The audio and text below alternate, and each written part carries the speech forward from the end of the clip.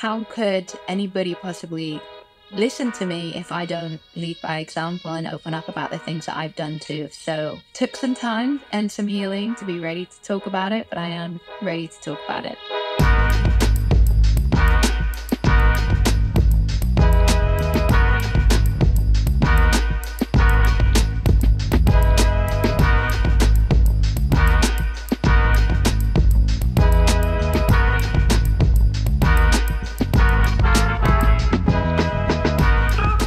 This is the I Am Redemption podcast, and today we have an amazing human being. It's an absolute honor to have her on the podcast, Dr. Abbie.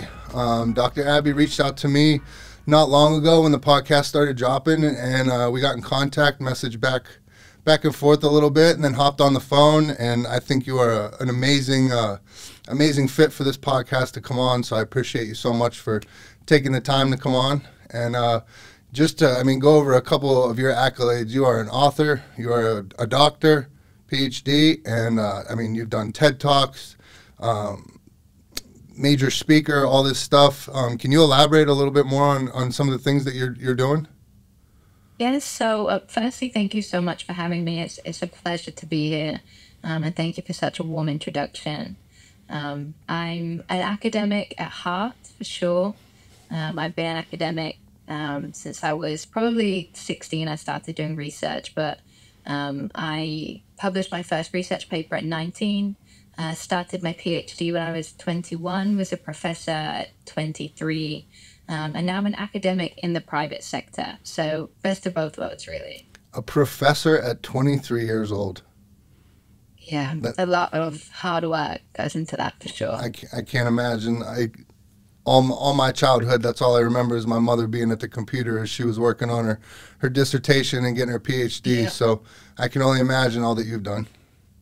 Thank you. Yeah, the PhD can be a challenge for sure, but I think when you know what you want, and I've known what I've wanted to do with my life since I was very young, so it helps motivate you. So when you want to stop working, you think, well, I won't get to my goal if I stop. So I was very lucky that I found my passion. Right, absolutely.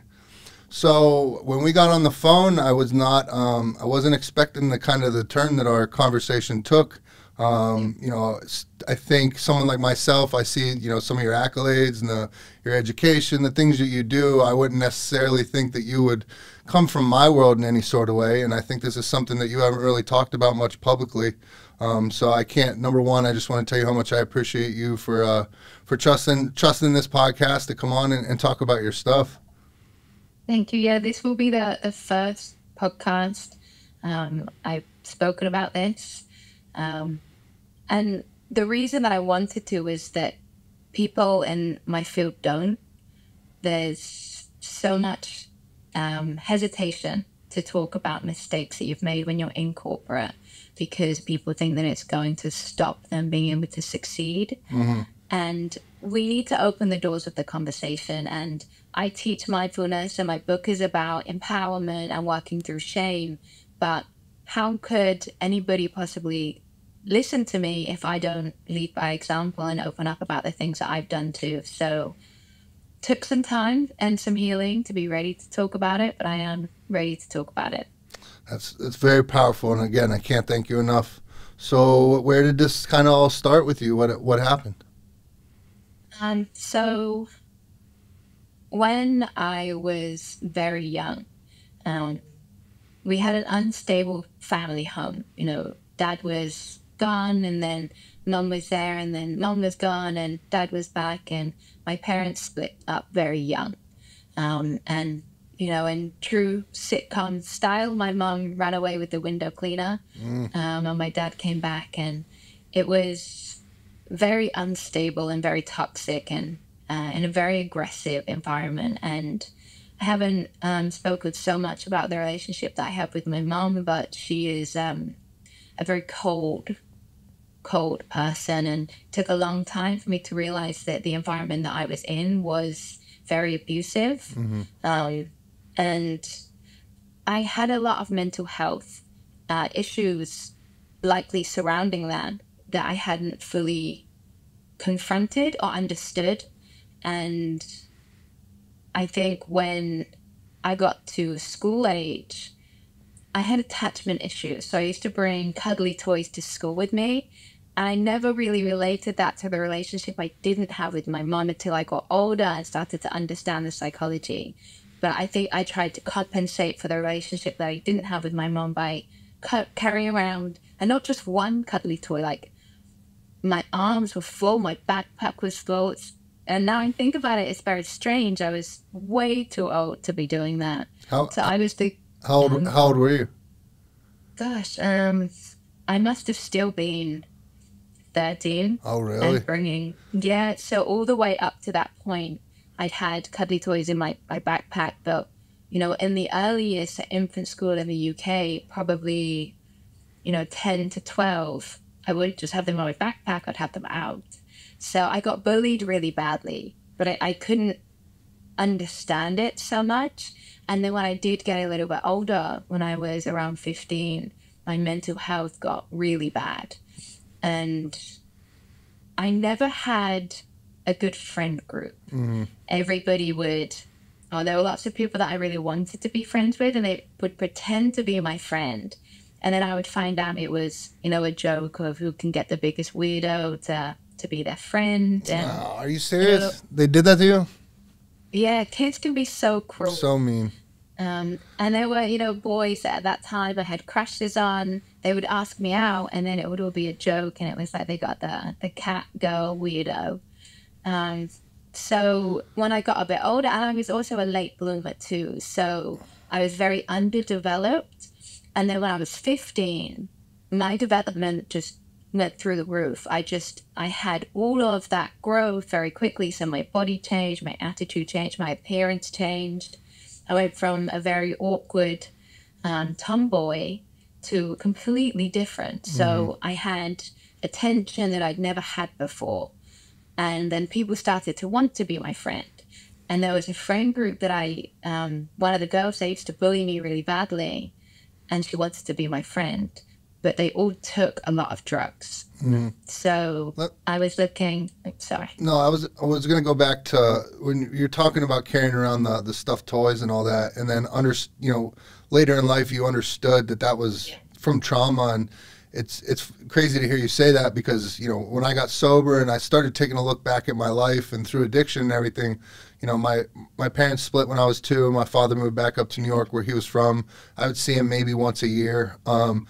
And I look a lot at my life, and I'm wondering if it's the same thing as it was for you.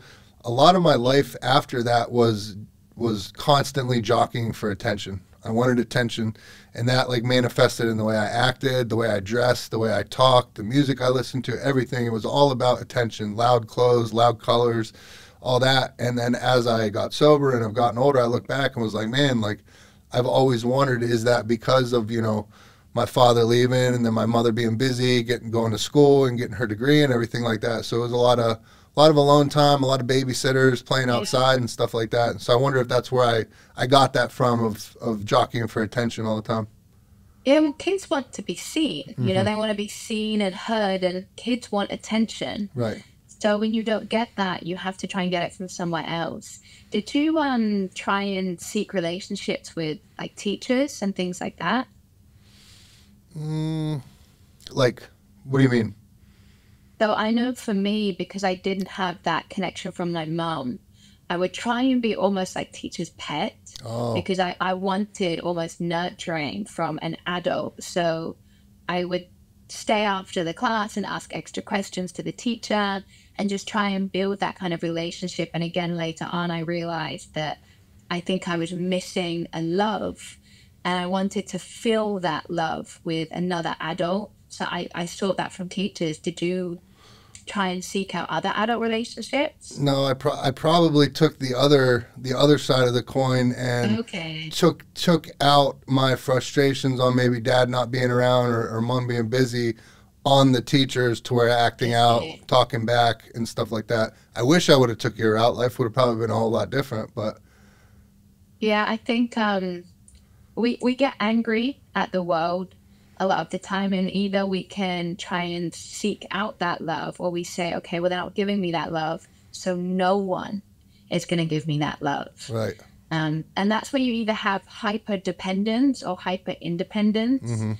As I got older, I went the opposite route. I split from that, and I did what you did. I was like, right, well, no one's going to give me what I want, so I don't want it anymore. I just want my own company. I can do everything by myself. Even someone tries to hold the shopping that you're really struggling to carry. You're like, no, I can do it myself. I'm super independent. I don't need anything from you. Right. Right. That makes perfect sense. So you were talking about the friend group, and unfortunately you got into them, and they were using drugs. Yeah, and they didn't say, hey, you can only be our friend if you take these drugs, but it was very clear that that's what they did and that's what they wanted. And if you didn't do those things, you didn't fit in with them. So I started taking them, and I didn't just start on anything light. I started on things very heavy and was straight in the deep end. And for people who are young, lots of people take drugs and they don't get addicted. But for me, when I started taking them, I realized the suffering that I was dealing with in my own head, it went away. I stopped feeling that pain. So the drugs became a solution, and then they became a dependency very, very quickly. Right. I have a very good friend of mine who I grew up with. He's definitely had his own struggles and his own trauma and everything like that. And he's actually here in Texas getting some help. And he admitted to me, he was very, very emotional when he first came in. And it was written all over his face, his body language, everything. And he didn't understand it because it had been so long since he had felt any of those emotions because he had been numbing his pain for so long. And so I sat there and I talked with him and was like, man, like, this is what it is. You're going to go through this phase where all these emotions are rushing back in. Your brain, your body doesn't know what to do with it. And so it's going to manifest in its ways. But I promise you it's going to get better. We just need to stick with this. Yeah, and it's so natural too, because our brain wants to keep us alive. It wants to keep us thriving and surviving. So when you have all this overwhelming pain because of trauma or because of, something you've seen, something you've said or done, and your brain says you actually are not emotionally equipped to deal with this right now, it's going to do the only thing it knows how to do, and it's going to say, well, you can't feel this. I can't let you feel this thing because it's going to be too overwhelming and it's going to disrupt your safety because you become a threat to yourself now. So there's a lot of research that shows when people can't handle emotionally the trauma, their brain goes into what's called emotional shutdown. And it will actually reduce activation in regions of the brain that allow emotional processing and allow self-reflection, which is why a lot of the time when people start healing, it's not just that the emotions come back because now the brain is saying, okay, you're ready to deal with this, so you've got to now start feeling it. But memories come back that we couldn't access before because the brain wouldn't let us. And it's not that they were repressed. There's not actually any research to support that repression exists, but there is suppression. The memory's there, and it's there in the brain, and the connection exists, but the brain has muted activity to say you can't deal with this. Wow. The problem is, though, with that pain, it's happiness, because it's not just the negative emotions that get shut out, it's all emotions. So you feel cold and empty, and that's probably why when he's like, these emotions haven't affected me, but now I feel them all. It's because you get so used to that state of feeling numb. Yep. And you have feelings, you still feel empathy, but everything is like, I describe it as you can see your emotions behind a glass screen, and you can understand them, but you can't quite get to them. And it can be really frustrating, but your brain is saying, I'm not letting you have these. Because if you break this glass, all that pain that's behind the glass is now going to flood in. But you can't get to pleasure or happiness unless you do so. That is fascinating. That is fascinating to hear.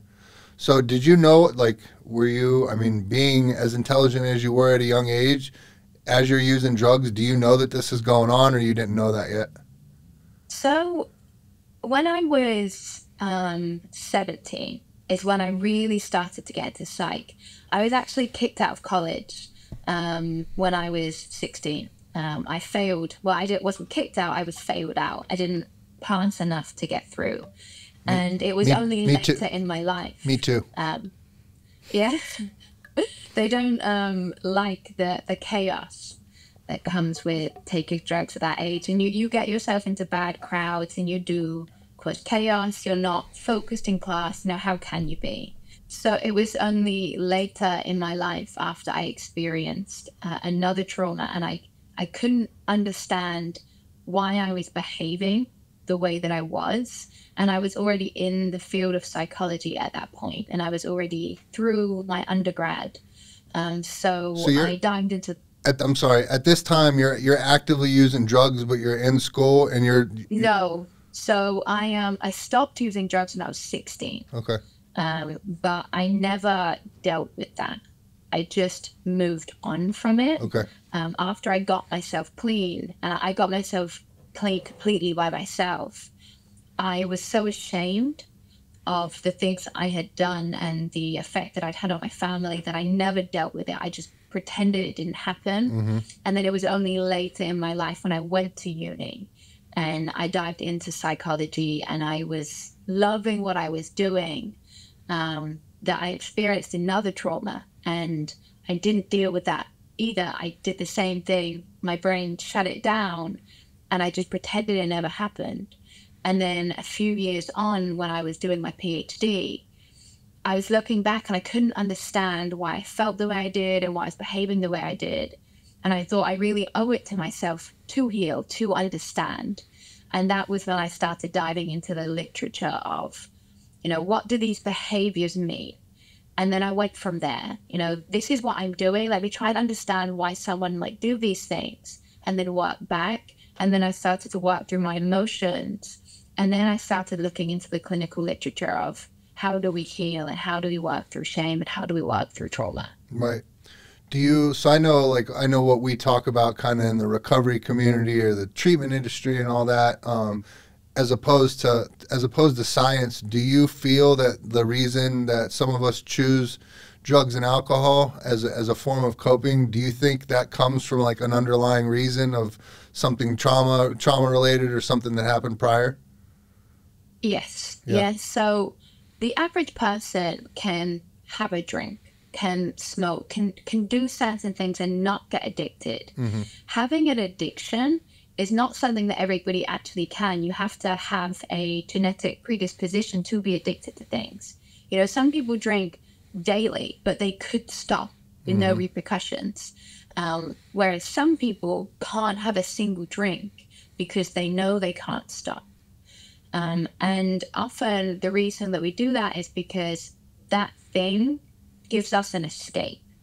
And people who are generally healthy aren't looking to escape their lives, because people who are an addict, usually it's very easy for them to get rid of one thing and swap it for something else, because it's not just the addiction to the thing, it's having an addictive personality, because you're looking to escape from something.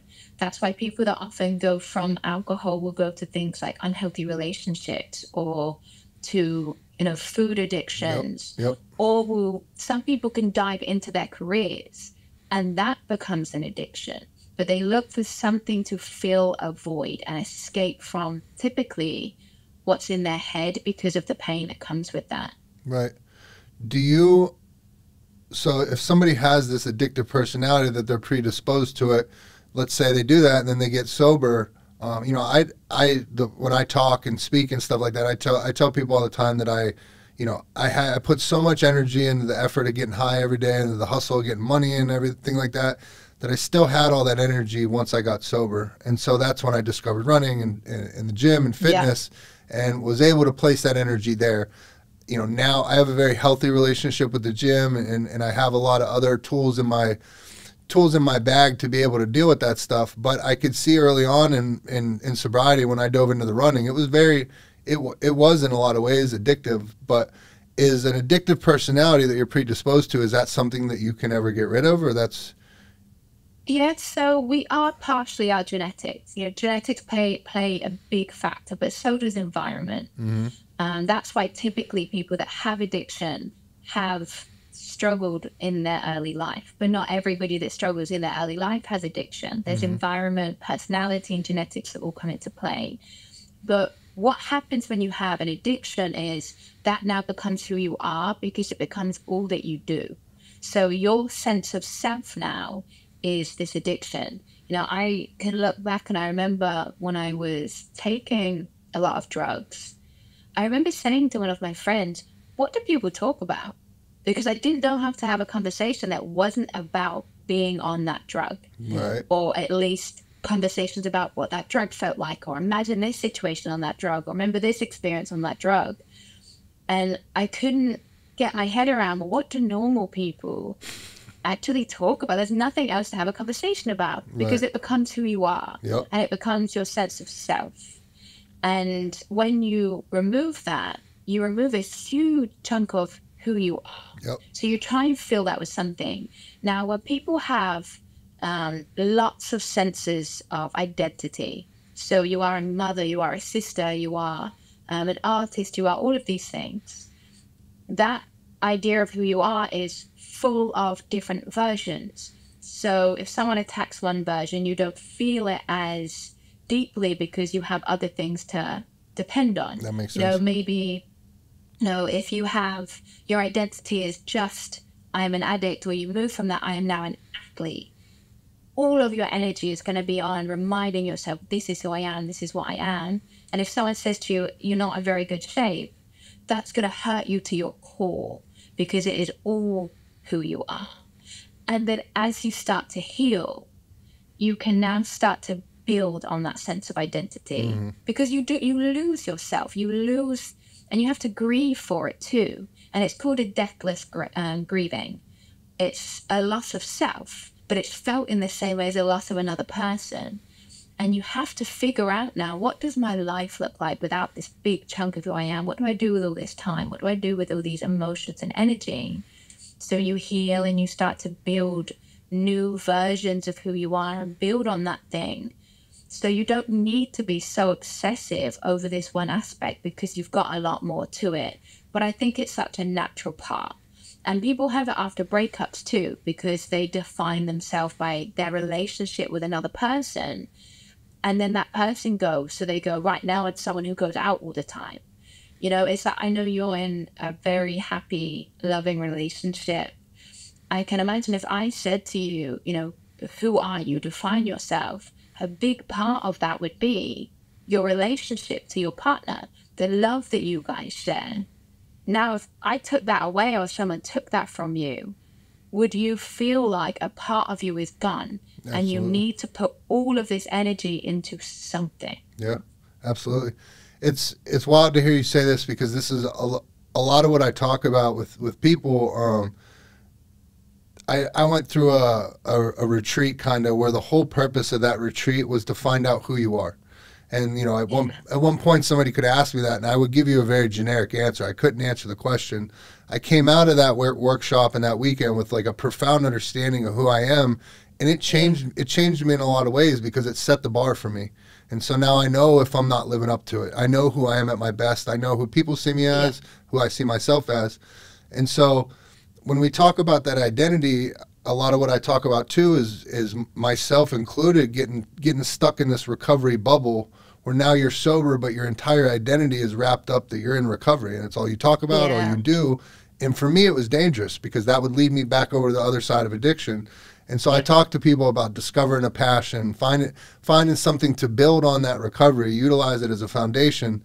Mike, one of my questions for you is, what do you think that does to somebody? Does it mess with their brain at all?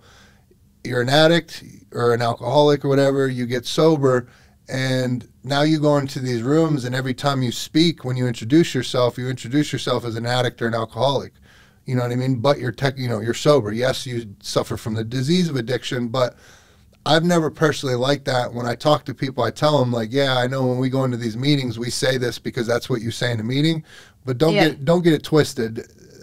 Addiction or being an addict, that's not you. That's something that you unfortunately suffer from, but that's not you as a person. You as a person is a very different thing. How do you think that affects somebody's brain? I think it's very case dependent, because people who have a victim mentality are more likely to now say, okay, I am in recovery. I am an addict. This is who I am now. And they will use that now as, I can't do these things because I'm an addict, or because I was an addict, or because I'm in recovery. But I think initially they're great for support, because one element is you feel like you're going through everything alone, and having that crowd of people and owning it, I am an addict, that can be really helpful for some people, and having this social support. But for others, standing up and saying, I am an addict is too much. And they need to do that in their own space. So I really think that it's case dependent. Like, people who are extroverted might be really, really helpful for them, because they thrive on that social support. And having that group of people to go through it together is fulfilling for them. Whereas an introvert, that's my worst nightmare. I am very much an introvert. To stand in a room with other people all saying, I am this, I am that, I am this, let's all go through it together. That's horrifying for me. I don't like being in that environment. So I think owning what you've done and owning who you are, and saying, at this point in my life, this is who I am right now. But recognizing it's not all that who I am, and it's not all that I'm going to be. And I think that's really the key. It's a growth mindset of, I'm not always going to stay the same person. Previously, yes, I was an addict, but right now I'm not. And in the future, look at all these other versions of myself that I could be. And that's where people really get stuck in that mindset of, I am an addict, and having the chips of so many years sober, so many months sober, for some people can be really good. It's motivation. For other people, it locks them in that mindset of, this version of me is the only version of me I'm going to carry forward. And sometimes you've got to put that chip down and just say, I'm no longer in recovery. I'm not recovered, but I'm just not going to define myself that way. I am someone else. I am now a husband or a wife or a friend or an artist or a teacher. And that chip, it just is irrelevant to who I am. But it doesn't mean that recovery goes away, right? Right. And this is something that people don't talk about. You don't need to carry around a chip for your body to know you're still in recovery. Right.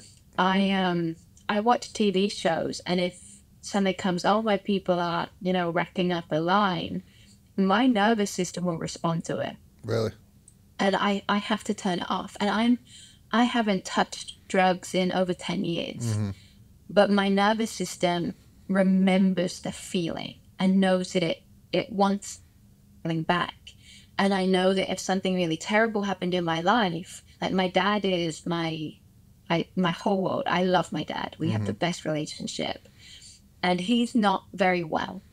And my biggest worry would be, if something happened to my dad, it would be so easy for me to destroy my life. Yeah. And all it would take would be once. And I know for me that's enough. And I know how easily I could do that, and how much I would want to do that if I lost him. So I hope that if that ever happens, I am strong enough to resist, because I know that's what he would want for me. But it's something that it's inside of you, and it will always be inside of you. It doesn't mean that you have to define yourself that way, but it will be inside of you. Right. It's crazy.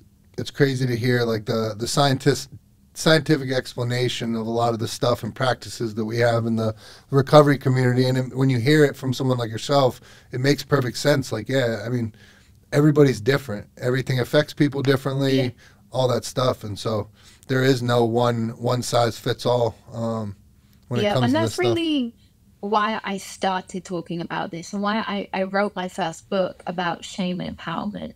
Because a lot of the time we do things and we don't understand why. And we don't understand why things are working, why things aren't, or why we're feeling this way, why we're behaving that way. And often all we need is an understanding of why we're doing it, and then we can go, oh, that makes sense. Right. Okay, now I can do something about it. Because you have this feeling that feels intangible. You don't understand it. When science says, well, this is going on, this feeling you now don't understand is now a tangible concept. Now we can do something about this. And that's really why I think that people should be a lot more open about their stories, so we can educate ourselves and we can learn to take practical step forwards. Because if you don't understand, you might be thinking you're taking a step forward, but you're actually taking a step backwards. Right.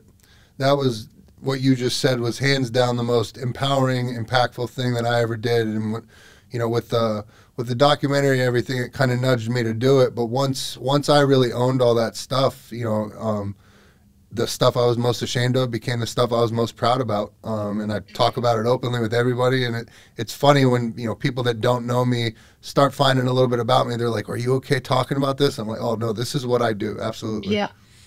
Very empowering. What motivated you to do the documentary? How did you get that courage to openly speak out about it? So the director of that documentary, when he'd reached out, we had done a small video. It was only like a 2-3 minute video that was highlighting my story within a run group. I had won member of the year for a run group. And so it was just a quick little, you know, 2.5 minute video. And when it got uploaded to social media, the amount of messages I started receiving from people from all different walks of life, from literally all over the world, and people coming off, you know, talking to me about stuff that had happened to them that didn't even have to do with addiction. That is what taught me right there, like, wow, I could actually help people with my story. And so it became, you know, slowly but surely it became something I was very proud of. It just changed me. So then when he asked to do the documentary, I remember saying to him, like, man, at first I thought it was all a joke, and I wasn't taking it serious. And, you know, this guy's sitting there telling me he wants to do this movie on me. And I was like, yeah, okay. But I remember saying to him, I was like, man, if you think my story can help people, let's do it. And so we did, and here we are. I love that. I think the motivation to be better so that other people can be better is such an empowering one. Mm-hmm. And I always say this to people, that volunteering and doing things for other people will be your best route forward. Yep. Because especially in Western culture, we think time is money. Mm-hmm. So you get stuck in this mindset of, I can't do anything for free and I can't do these things for other people because I've got to focus all my energy on me and what I want to succeed. But if you step away from that and you dedicate your time for free just to help people, you realize that the world is actually not as awful as it seems. Right. You know, we see all these awful things on the news, but when we start to be involved in making things better, that happiness and kindness we give to other people, it comes back to us. And when you start living in a kinder way, better things happen for you. You feel better about yourself, you feel better about your life. There's so much research showing that doing kindness for other people is more psychologically rewarding than achieving something for yourself. Yep. So you're already setting yourself up for a more positive, more fulfilled life, because you feel like what you said feels like it almost means something. Mm-hmm. You know, you start to realize that you're making a difference. Yeah. And when you're recovering from addiction or you're struggling with who you are, when you think things I'm doing mean something, that's such a powerful effect. Right. Especially when everything you had done previously, you know, was negative, bad, and wasn't helping or affecting anybody in a positive way. Yeah. And we can get tied into this, I am a bad person because I did bad things. Mm-hmm. And doing good things in the future doesn't take those bad things away. We still have to deal with the consequences of our actions, but we can learn from them. Right. We're not stuck in the past. And doing good things in the future doesn't mean that all that bad stuff goes away. But why would we stay doing bad things? And when I've spoken to charities that work with recovering addicts, sorry, my phone's... No problem. Um, sorry, someone was trying to call me, probably a spam call. Yeah, when I've spoken to charities that work with recovering addicts, often what you hear is them say, I did all these bad things and I felt so much shame. And I had no choice but to keep doing them because they know if they stopped and changed, the only way to change is to look back and reflect and grow. And that's so confronting. So they said it got so bad that I had to keep making it worse because the only alternative is to face it. And that's so overwhelming. Right. So I understand the mentality of, I get stuck in this loop because all these things that I've done now become who I am. Yeah.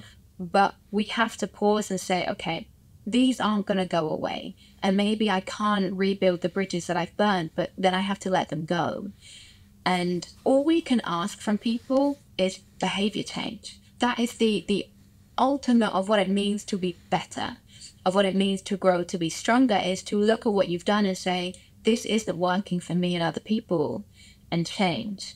And it's why I hate cancel culture so much. Because if you go back in anyone's past and say everything here now represents who you are 10 years later, it's really, really damaging. And it's not a message that we should be promoting to young children. Because if you say to someone, you are a failure or you are bad because you're doing these things, they're going to keep doing them. Yeah. Whereas if you say these things are bad, but you don't have to always be bad, you can grow, you can change, then we're likely to stop doing those things and be better functioning members of society. So we have to get out of this mindset of what you did in the past is now who you're always going to be. Right. I was going to save this question for later, but you kind of went into it. I do want to go back and touch on some in your story in a second. Yes. But with your education in the behavioral field and everything like that, what is it like for you to sit back and watch the state of the world, the state of the country, the cancel culture, all these hot topics that are going on right now? How does somebody you look? I'm sure we look at it differently because you have the education behind it. How do you see it?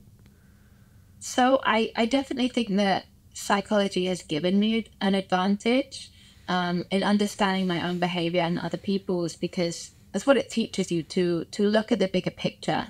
So I think it's made me a more understanding person because, for example, someone with a conspiracy theory, lots of people will look at them and go, oh, they're crazy. I know that's ridiculous. They need help. They're crazy.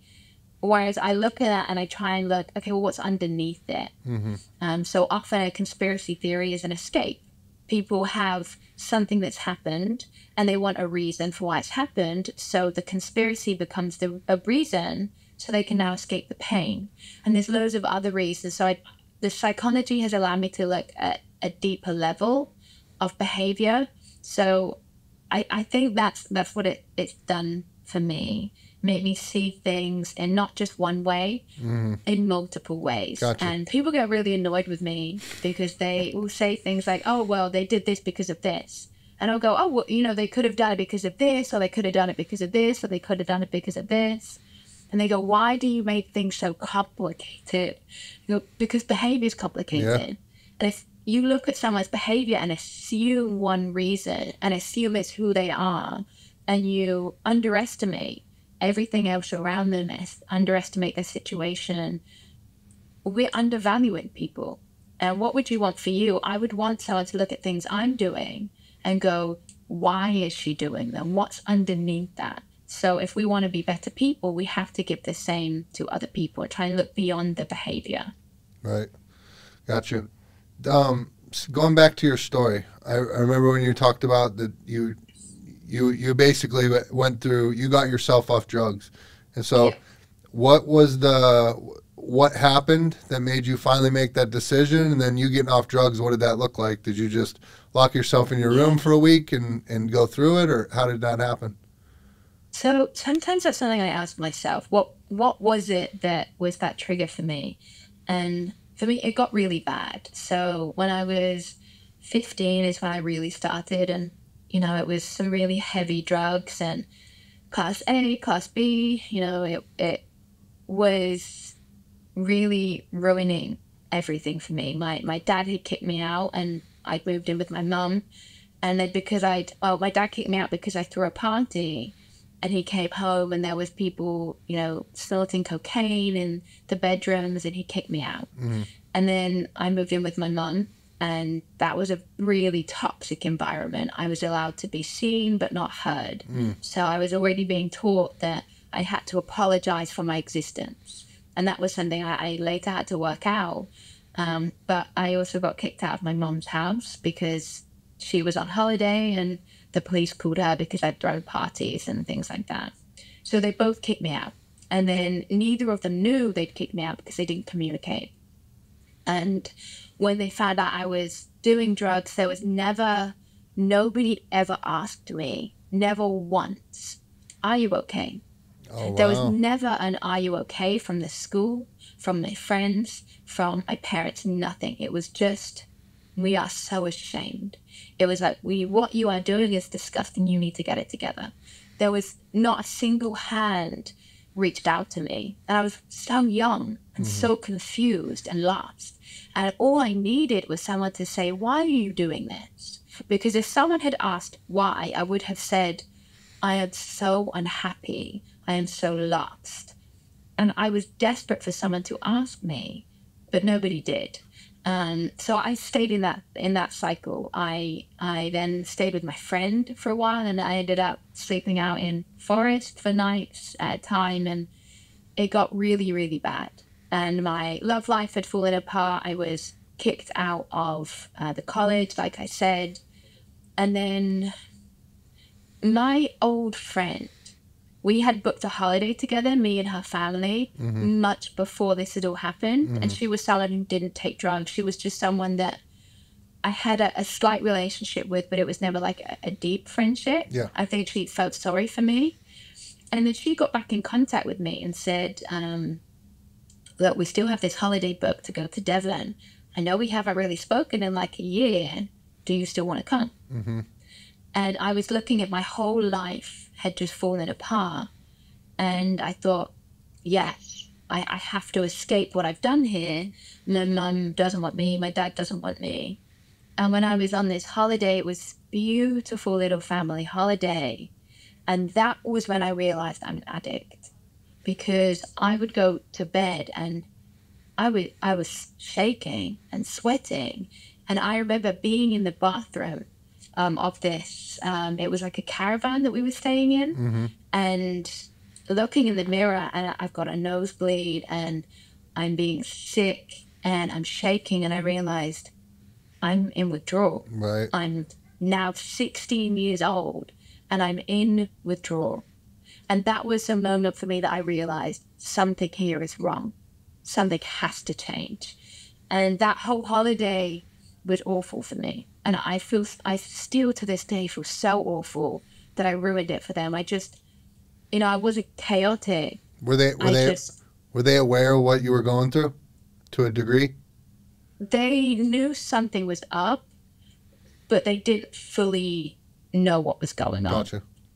And when I got back from that holiday, I realized I've got to pull my life together. And I think some of us, we have a fire. And that's how it felt. It was like something inside of me. When I looked at myself, I realized I don't want this for myself. And it was a moment that I realized either I'm going to die or I'm going to get through this. And there is no in between. Either I give it up and I fight for the person that I want to be, and I put this all behind me, and I pull myself through this. And I realized my dad's not going to be there. My mom's not going to be there. My sisters don't care. The school doesn't care. The only person that can do it is me. Right. So when I got back, I was like, what I have to do is I have to get back into my home. I have to get back into my home with my dad. I couldn't be in the environment with my mum because she was also in a very toxic relationship with her boyfriend at the time. So I knew that was one thing I had to do, and I had to get back into college. And they wouldn't let me redo the year because they didn't want me there for another year, but they said I could do both years of A-level at once. So I had double the amount of exams. That's crazy. And everything had to be it had to be on me. I knew that I had to just keep pushing, and I had to get rid of everything from my life that was putting me in the drug space. I got rid of all of my friends. And that was where I found psychology, because at the time, my psychology teacher couldn't stand me. And I hated her because I was such a nuisance in class. And I got a U. I failed, which was the worst grade you could get. So I went back to my psychology teacher and I begged her to let me stay. And she said, she was so resistant. And I said, I'll write you an essay every week. I'm dedicated to doing better, and I will prove to you I'm dedicated. So I was, still in recovery. My mind was still saying, take drugs. So I tried to remove all temptation away from me. And I did all of my A-levels all at once. And it was that psychology, because we started learning about the mind and about addiction and about behavior. And it became an outlet to try and understand myself. And I dived into it. And then when I started to do well, it was something that was mine that wasn't the drugs. Mm-hmm. I started to achieve things, and it gave me a sense of, maybe I'm not a total failure. Maybe there's something I could possibly be good at, and I needed that. And my psychology teacher at the time, she started to really become a friend to me. She could see I was struggling, and I opened up to her about my relationship with my mom, and she became almost like a surrogate mother figure. I would stay in her classroom at lunchtimes because I had no one to sit with. I had no one that I could be friends with, because everybody that didn't like me thought I was a weirdo or were dangerous people for me to be with. So I spent my lunchtimes with her, and I dived into the psychology. And this is why I'm the director of education now, and why I'm so big on education, because it's not just about knowledge. Mm-hmm. Education is a lifeline. It's not about the particular degree you have. It's not about, what skill set you have. It's about the mindset that it teaches you, and the critical thinking that it teaches you, and the element of, when we gain knowledge and we become better, we learn to do better.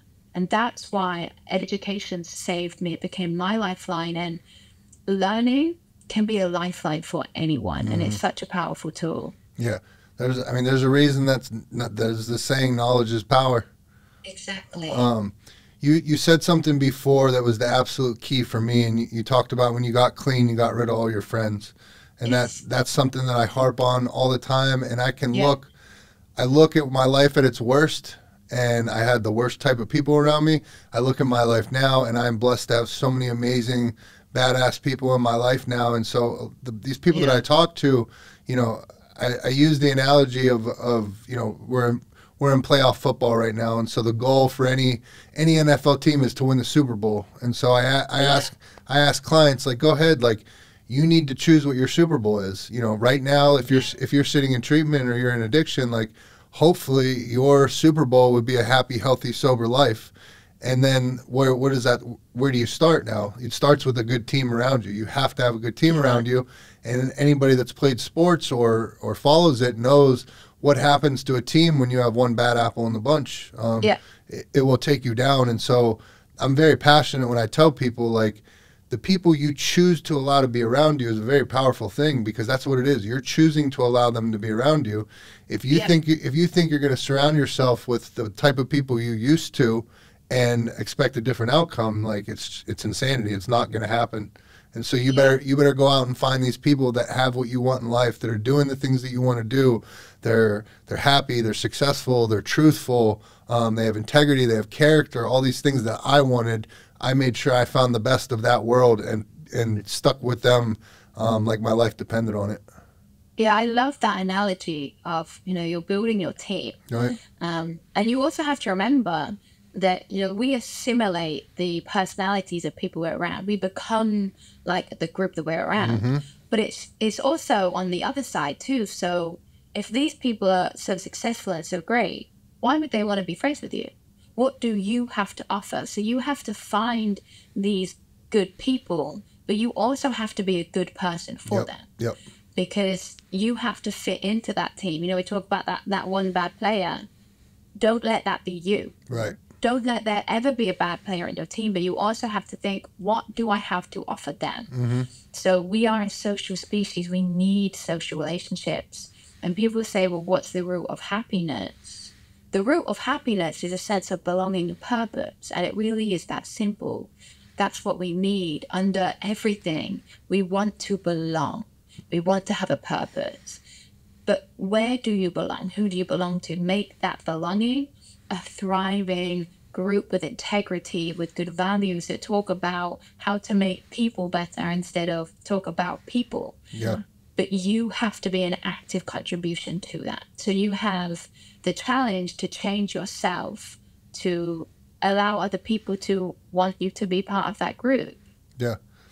As you're sitting there saying that, in my mind, I was wondering, I'm like, what did I add? What value did I add to a lot of these relationships that I have? Especially, you know, there was some very important ones early in recovery of some people that came into my life, you know, one in particular, my friend Penny, but these are super successful business people, you know what I mean? And I wonder what did I add? And, you know, I have to think they definitely took a notice that I dedicated to my life to helping people. And I think they do that in their own way for sure. And then also I think once you get up to, you know, big businessman status and stuff like that, it seems like your circle gets a little bit smaller. And so each one of those people in my life that I would consider to be in that class of friend, I've been able to be a sounding board for them, and they've been able to open up and talk to me about a lot of stuff that I don't think they've ever opened up and talked about anybody, because they know the world that I come from, and that I obviously don't judge of it or anything.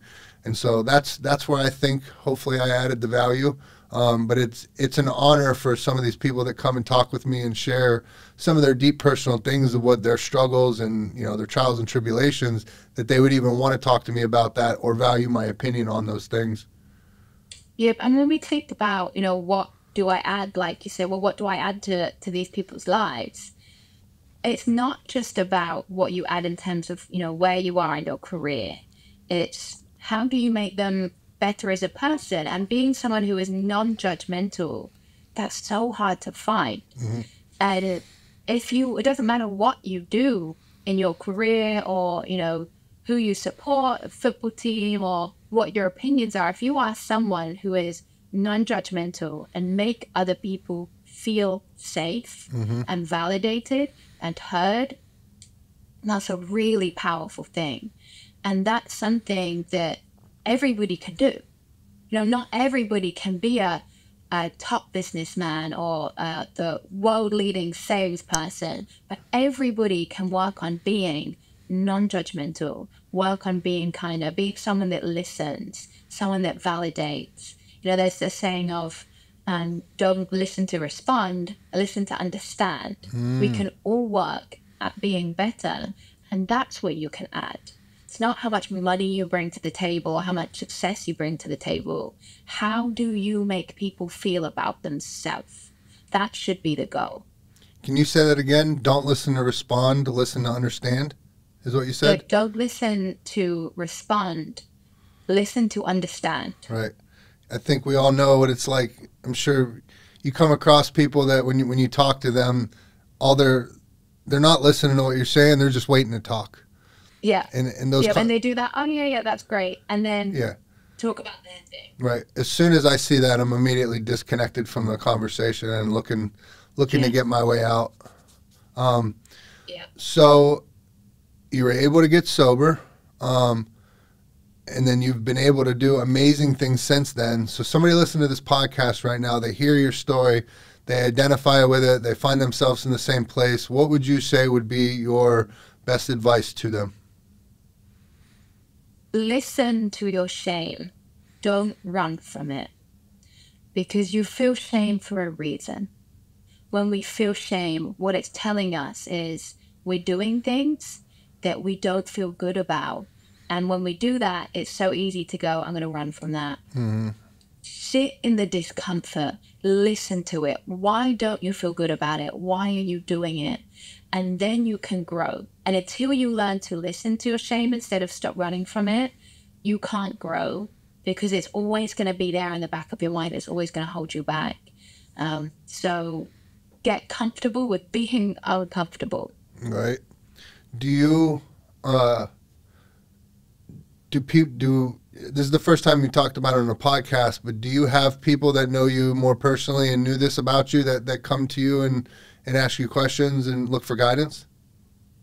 Yeah, so one of my roots of healing from some of the things I'd been through early in my life and then later in my life was I healed myself through education, and I wasn't ready to talk about it yet.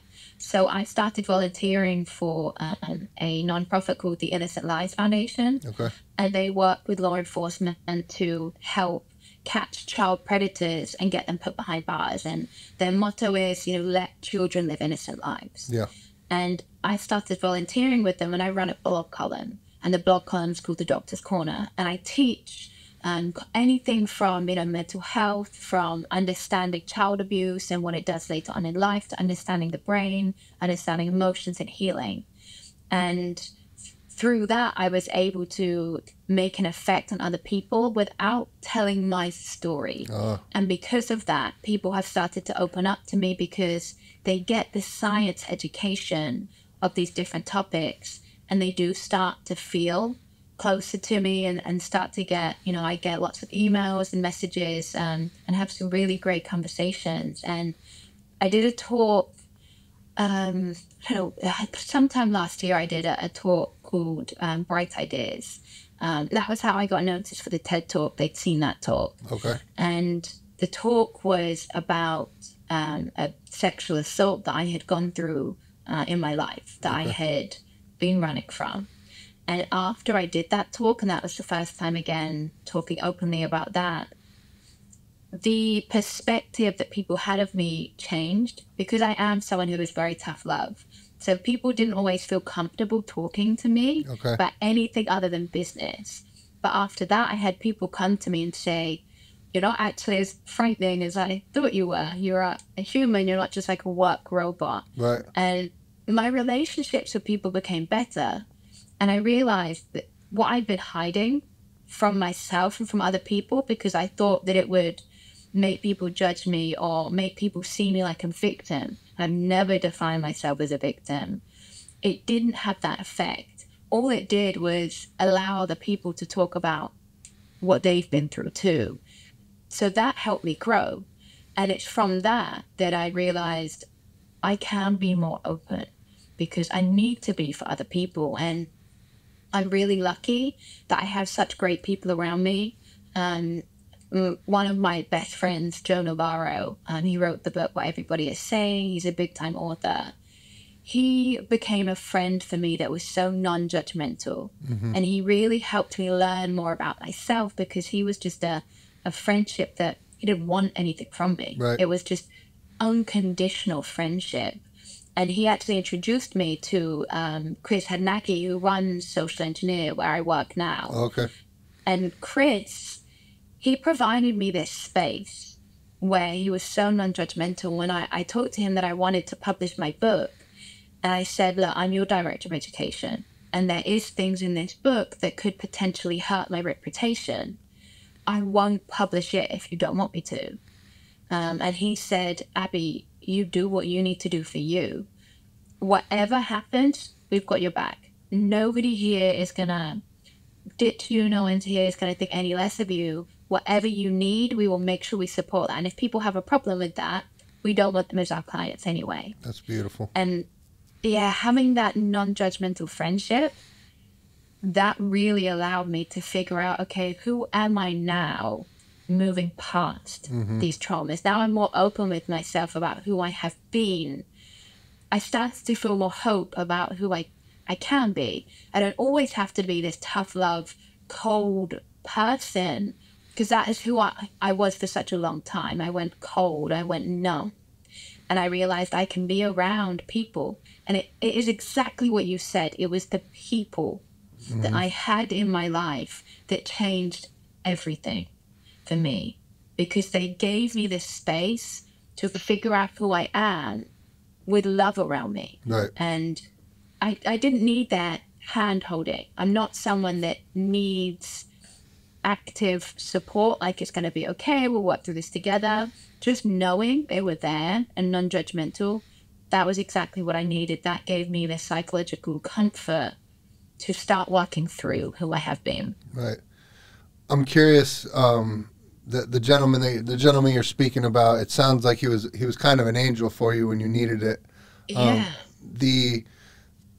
The best compliment I've ever received, hands down, are from a number of women in the recovery community. And, you know, I was a personal trainer, and so I worked with a lot. I worked with men and women. I never drew a line and said, I'm not going to train women, I'm not going to train men. Yeah. If I can help somebody, I want to help them, don't care what they are, regardless. So a number of these women had eventually come to me at different times and said that the relationship that we had helped them be able to trust men again. And so that blew my mind. And I would later learn that oftentimes, being in the position that I was in, whether I was going into a treatment center to facilitate a workout for a group of men or a group of women, or training women one-on-one or anything like that, that for a lot of these women that were coming from the community that we were a part of with addiction, a tremendous amount of them had suffered sexual trauma and stuff like that, or their relationships with men were just purely transactional. And I never thought about it like that, or didn't realize that. And so when they told me that, like, I have this extreme sense of pride. You know, I feel like I have a lot of sisters running around, you know, and I'm like a big brother in a way from the way they say it. But, you know, being able to be that good, healthy male relationship in their life, and not even knowing that I was doing it, but being able to show them of how that healthy relationship back and forth should be, where boundaries are, how it should be like that.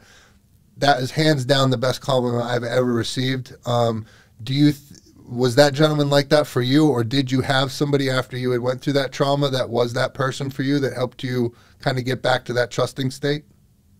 Yeah, so I think it's all about safety. And this is one of the reasons that I reached out to you, because it was very clear from your videos that you were someone that other people feel safe with.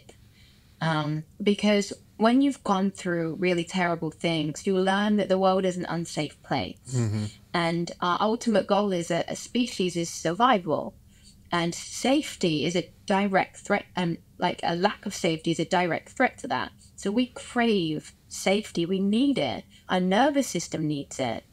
And when you go through life and you've been abused or assaulted by a man and you're a woman, you now learn men are unsafe. Men are dangerous.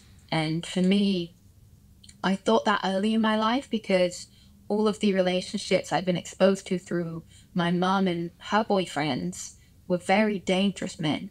My mom had been abused by men, and my dad was in an abusive relationship. Not him, but the woman. So I learned that it's not just men that are dangerous, women are dangerous too. I learned that people just want to hurt you. And then when I got older, I found someone who I felt really safe with. And he ended up being the one that assaulted me. And it was like this sense of safety that I had deeply wanted my whole life, because I never felt safe in myself, because I knew what I could do. I knew what I was capable of with the drugs, and I knew how much I could ruin my life. I never felt that in myself. So when I found it in him, it was like I clung to that. And then when he broke that, the whole world to me was unsafe and dangerous. And I stayed in that space for many, many years. I bet. And then when I met Chris, he was a man that didn't want anything from me and was so non-judgmental. And it took a long time for me to trust him. But he just continuously showed small things to make me feel safe. Like, he could sense that I was uncomfortable around men. So what he would do is he would never meet me without his wife. He would always make sure, and if his wife couldn't be there, he'd make sure there was a woman there with me. Wow. And I never asked him to. He just always made sure there was. And even recently, I had to fly to Europe with him. And he knows, like, I have a fantastic relationship with him now, but he knows that even though I've healed a lot from things I've been through, it's never going to go away. Right. So he invited someone that he knows I'm good friends with, and she was like a surprise that who's going to be on the flight with us. And he said, I know that you feel safe with me, but I didn't want to put you in any kind of situation that even for a second you could feel unsafe. Wow. And through that, it was that learning that maybe people could just be good people. That was such a huge factor for me. And that's what you provide women. That's what you provide people. And not just women, men get it too. You know, men learn that men are unsafe or women are unsafe and the world is dangerous. And when you can provide them that non-judgment, I'm just here to listen to you and be your friend. I don't want anything from you. You start to retrain them that there is some safety in people. Not everybody wants to hurt you. Wow. That's kind of speechless at the moment. That is very deep. And it's crazy to think that I, myself or anybody could affect somebody like that. And, I'm very thankful that anybody ever said that to me, or that I could provide that feeling of safety for anybody, for sure. Yeah, I think we underestimate the power that we have on other people just by being kind, because we really don't know what other people are going through. Nobody knew. Nobody at school knew I was addicted. Right. Because lots of them were taking drugs, but they could stop. Whereas I felt like it was all I had, and it was that escape. And I stayed quiet with that. And I've carried that through my life, and even other traumas that I'd gone through. I was suffering with PTSD at one point in my life, and nobody around me knew because I kept it to myself. And all it took was one act of kindness, and it meant so much to me. So when you are just kind to people without reason, doesn't mean, going over your own boundaries or taking away from yourself to give to others, to the point that you burn out. But when you just have no intention to hurt people and just want to listen and validate them, you might be doing so much more for that person than you realize just by being a safe space. Right. I hope the people listening heard that. I really do. So what are you working on now? What do you got going on? So many things. I'm always working on as many things as I can. I'm hoping to release an educational course, a video course, but we've just released our first audio course for information elicitation if you want to learn to be a better social influencer. I'm working on my second book. My first book will be out in July. My second one will be out maybe December, early 2025. I'm working on some media projects that I won't say too much about them, but hopefully some big things coming in the new year. Oh, you're going to cliffhanger. You're going to leave us guessing. Yeah, gotta wait and see. All right, I like that. What's the name of your book again?